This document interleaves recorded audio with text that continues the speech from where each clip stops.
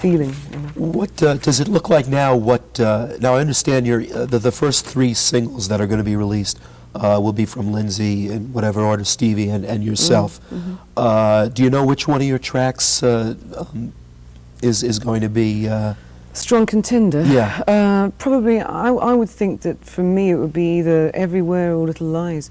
I'm really not sure. It depends on the record company and the radio stations and MTV, I suppose. And well, they wouldn't, because there wouldn't be a video for them to play.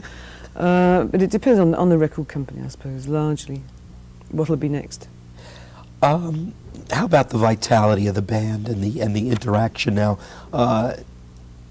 Is this? I mean, I take it this has come at a good time for you. I mean, everyone seems to be really kind of single-minded as far as devoting time to this project and doing it right.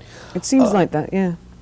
Is that the feeling that you're getting? I mean, is that the way you feel about it? I mean, there's a lot of energy floating around, I think, at the moment. Now that we've finally finished the album, I mean, it seemed like an endless project while we were doing it. Not because we were spending every day in the studio, but because we did take a week off here and a week off there, and hearing all the tracks come together and put together in running order, once we heard it back in that context, and it sounded so good to us, everyone is really, really energetic about it, and there's a certain power from it that we feel. I mean, I hope that everybody, when they hear it, would agree with me. Does it still give you a kick? I asked Lindsay this question, where the singles come out and it's kind of been added to 180 radio stations, and it seems everyone likes it. I mean, does it still have that same kick to you? Is there still that competitive edge that you want to see it rise on the charts? You want to see it get that kind of airplay? No question about it. The feeling is still the same, always the same. I mean, we'd be stupid if we felt otherwise. I mean, or so blasé. No, it's still a great feeling. What about this? What about the video process? Are you? Do you enjoy this? Is this fun, or is it sort of a necessary evil? Again, we talked about the Arkish video before, where you kind of played off the whole idea and really spoofed the whole notion of video. Yeah. How do you feel about it? Was the Arkish clip your view of the whole thing? Well, I mean, in all fairness to Arkish, I mean, he dreamt up the storyboard, and I just went along with it because I thought it looked like such a cool idea. And plus the fact that the lyrics didn't really lend themselves to anything much more than... there was nothing really you could do with the lyrics like that other than make it a really intense sort of love kind of... I mean, I just seemed to me that it would be fun to poke fun at the videos, because you can cut that. Do you want to cut that? Because I didn't say what I wanted to say. I kind of stumbled over my words a bit. That's okay. That's okay. Rather than do a very serious, straightforward treatment, you did a parody. Yeah. That's what I would say. You were talking about... That's what I would say. That's what I would have said. Okay, we'll splice that in later, but you'll be sounding terrible. That's right.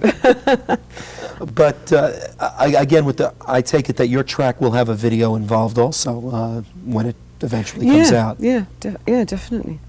Do you take a large role in the videos, or do you prefer letting the director kind of dictate? Well, I mean, I've only done 2. I mean, except the 2 with Fleetwood Mac. Right. I mean, I did Love Will Show Us How, and the first single off my solo album, which I can't remember the name of.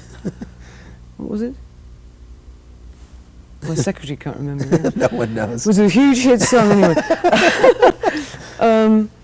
And so, yeah, I usually would tend to go with what the director suggested. I don't claim to be any brilliant art director when it comes to videos. So, as long as we, look good and it's something that's comfortable for me to do, I don't feel like a fish out of water. I mean, doing something that's not me. Sure, I mean, I'd much rather put myself in the director's hands, really. Again, the Fleetwood Mac releases have been sort of so infrequent over the last few years. I mean, it's like one every 4 or 5 years. If you're lucky. It almost seems like, you know, you go away for 4 years, and then there's this incredible groundswell. What is it like for you to kind of live a sort of, you know, ordinary, sedentary, whatever it is, kind of life away from the public eye, and then all of a sudden be thrust 4 years later, and there's this thing like, you know, do they look the same as they looked 4 years ago? How have they changed? How have they gotten older? I mean, the kind of that media eye that again gets. Are you comfortable with it after all this time, or is it still something you know? Well, I mean, it's early days yet this time. I mean, this is, you know, the album's not even released yet as we talk. So, I mean, I'm imagining that it won't it'll be like it was before, you know, with the acceptance of, I mean, let's hope that there is a lot of media coverage, and it really doesn't bother me very much. You know, I mean, we're not, I know that we're not 18 anymore. I mean, we keep reminding ourselves of that. But that doesn't really matter. I mean, there's plenty of old folk around still, isn't there, in the business? I mean, up there with the best of them. Well, it's kind of funny. I mean, bands that have lasted, you know, the Stones, whatever, who have lasted through, you know, 10, 15, 20 years, they sort of get the successive generations. I mean, I'm sure this album is going to win you a whole lot of new fans who maybe hadn't heard Mirage or Tusk or Back to Rumors. Yeah. Yes, exactly. I mean, there might be some people around that weren't born when we'd done Rumours, so I mean, it's definitely conceivable. Is there a feeling that these 5 people together are sort of stronger than the sum of their parts, that together you represent something, you know, very special in terms of music, or does that whole idea of a band as a extended family or as a working unit not make sense anymore in the light of, you know, modern times? Gee, I don't really. I just think that there's an inexplicable chemistry between the 5 of us, which will never go away, because that it just is what it is. You know, until we're 90, it'll be there.